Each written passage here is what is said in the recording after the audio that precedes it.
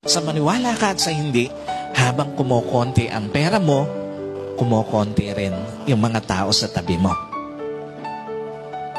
Isa sa mga malungkot na realidad ng buhay, may mga tao na sa tabi mo dahil sa maitutulong mo. Totoo po ba yan?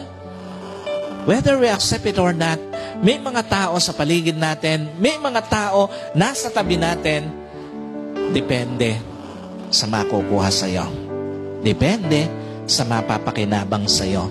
At pag nawala na yung maitutulong mo, unti-unti nawawala sa tabi mo.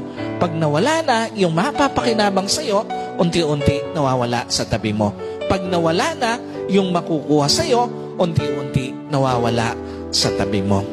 Alam niyo po, those kind of people you should never let to become part of your life.